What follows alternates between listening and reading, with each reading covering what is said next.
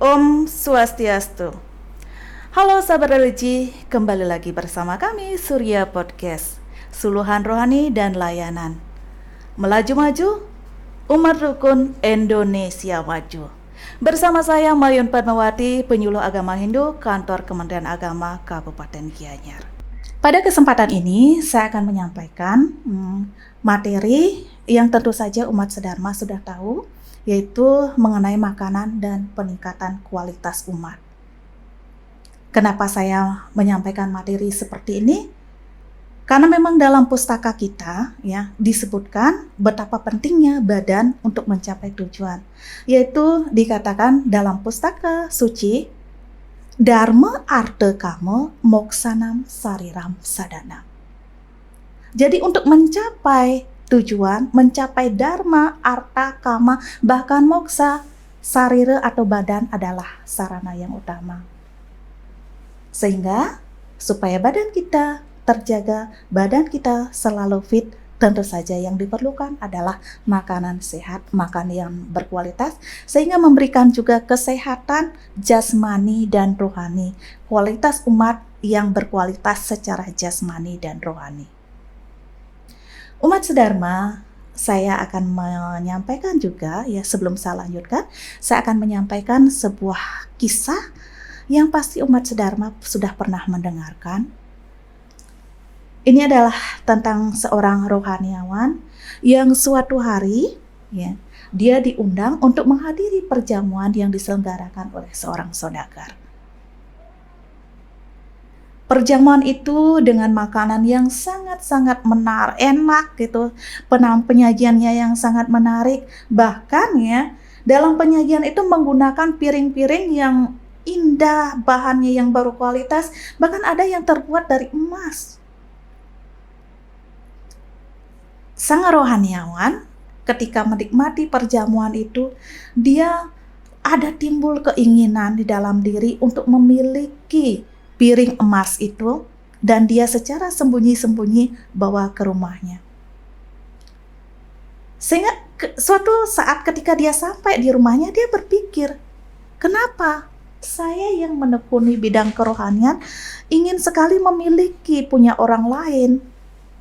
Karena merasa bersalah, akhirnya dia pergi ke tempat sang saudagar.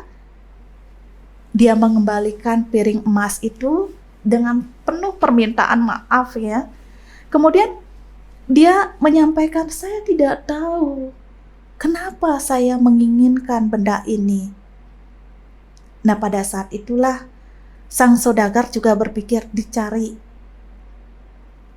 apakah yang terjadi dengan jamuan, dengan sajian, dari bahannya, dari pengolahan, dari yang mengolah.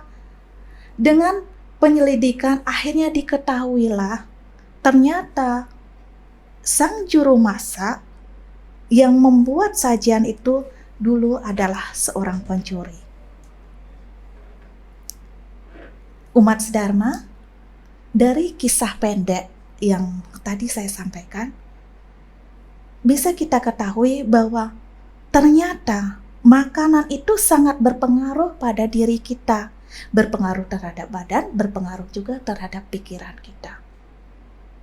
Jadi dalam pembangunan diri kita, ya, dalam membangun badan kita saat ini, tentu saja yang diperlukan adalah badan yang sehat, yang kemudian kuat tentu saja.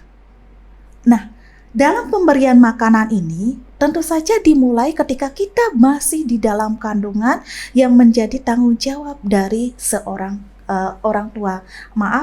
kedua orang tua. Karena memang dalam Pancawida, dalam ajaran agama kita, di sana disebutkan ya, salah satunya adalah maweh bino jana. Orang tua berkewajiban memberikan makanan yang sehat kepada keturunannya, kepada anak-anaknya. Dimulailah ketika masih di dalam kandungan. Makanan yang sehat ini tentu saja bukan makanan yang mahal, bukan makanan yang mewah, tetapi makanan yang sehat, yang bergizi, seimbang semua nutrisinya.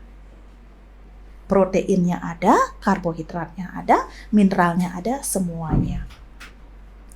Nah para sahabat, pada saat maweh ikang binojana dari garbhawardhana ini, tentu saja itu akan berpengaruh sekali kepada pembentukan bayi yang di dalam kandungan. Kalau dibilang saking tengahing weteng sapun, nggih, nike mawinan pendidikan prenatal termasuk adalah dalam penyediaan makanan yang sehat, yang bergizi, sehingga dari ilmu kesehatan, sehingga Kementerian Agama bekerja sama juga dengan instansi lain untuk menyampaikan program-program pemerintah, tentu saja dengan bahasa agama. Salah satunya adalah bagaimana menyiapkan umat kita menjadi umat yang berkualitas dengan pola makan yang sehat sesuai dengan ajaran agama seperti yang Tiang sampaikan tadi.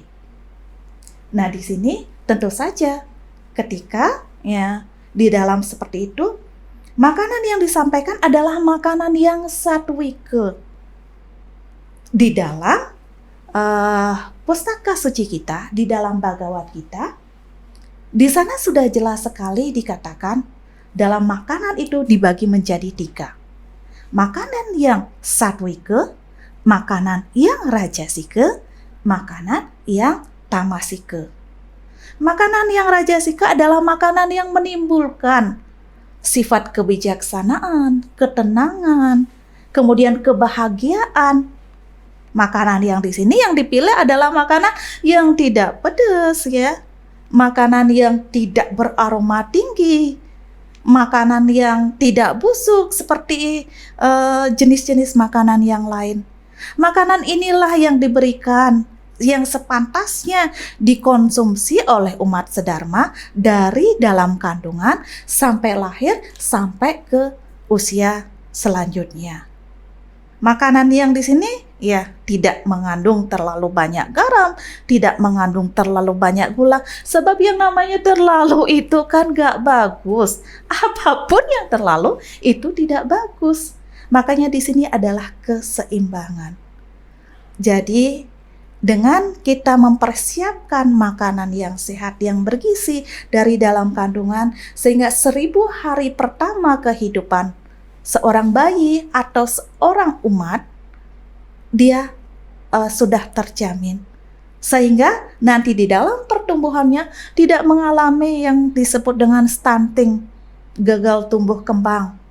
Sehingga kalau dia sudah terhindar dari stunting, maka dia akan menjadi anak yang sehat, kemampuan otaknya akan berkembang secara maksimal, kemampuan otak, kemudian pertumbuhan fisiknya juga akan maksimal, sehingga secara fisik, secara psikis dia sudah bagus, sehingga akan menjadi umat yang berkualitas, sehingga bisa menjalankan ajaran agama dengan sebaik-baiknya, bisa memberikan kebahagiaan kepada dirinya sendiri, kepada keluarga, dan kepada masyarakat. Putra yang seputra itulah yang menjadi harapan kita bersama. Umat sedharma dimanapun berada, yang tentu saja saat ini sedang berbahagia. Demikian yang Tiang dapat sampaikan. Semoga apa yang saya sampaikan tadi ada manfaatnya untuk kita semua. Tiang minta maaf ya, saya minta maaf jika ada kesalahan dalam penyampaian. Mohon berkenan dimaafkan. Dan saya akhiri penyampaian pada kesempatan hari ini dengan mengucapkan Om Santi Santi Santi Om.